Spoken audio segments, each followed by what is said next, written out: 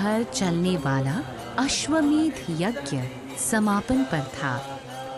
यज्ञ के प्रत्येक विधि विधान को पूरा करने का कार्य राजा दशरथ ने स्वयं सुनिश्चित किया। हे राजा, आपने सर्वोच्च बलिदान दिया है और आपको अवश्य पुत्रों की प्राप्ति होगी जो आपके वंश को आगे बढ़ाएंगे।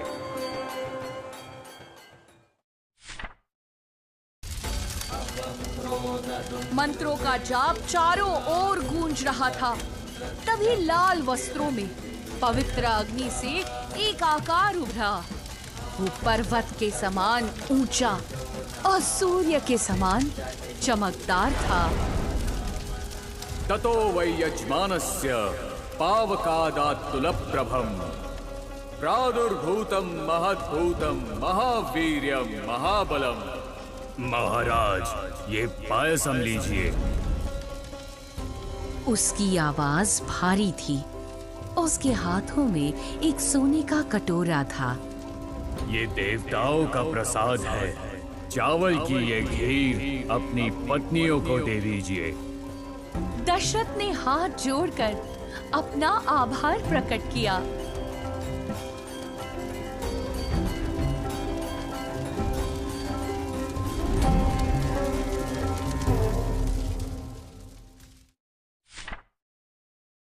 ये पायसम खाओ, इससे हमें संतान के रूप में आशीर्वाद मिलेगा। राजा दशरथ की पहली पत्नी कौशल्या ने पायसम का एक हिस्सा खाया। कुछ सुमित्रा ने भी खाया। राजा की सबसे छोटी पत्नी कैकेयी ने भी एक हिस्सा खाया। जो बचा वो फिर से सुमित्रा को दिया गया।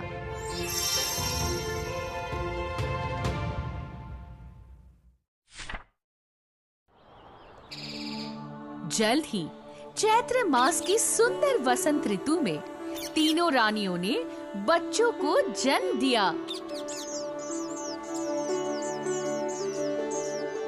राजा और रानियों के साथ साथ अयोध्या वासियों ने भी राजकुमारों के जन्म पर बहुत खुशियां मनाई।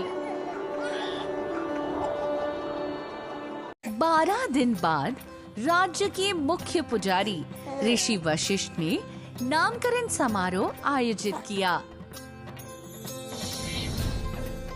दिव्य लक्षणों से पूर्ण कौशल्या के तेजस्वी पुत्र का नाम रखा गया राम।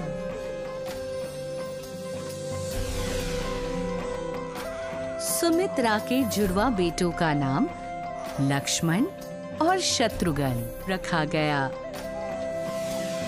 कैकेयी से जन्मे सुंदर बालक का नाम भरत रखा गया। स्वर्ग में भगवान ब्रह्मा को आभास हुआ कि भगवान विष्णु को पृथ्वी पर मदद की आवश्यकता होगी। इसीलिए उन्होंने देवताओं को पृथ्वी पर अप्सराएं, गंधर्व, वानर, किन्नर, यक्ष, पन्नग, रिक्षा और विद्याधरों के साथ एक सेना बनाने को कहा। वे सब भविष्य में राम के सहयोगी बनेंगे।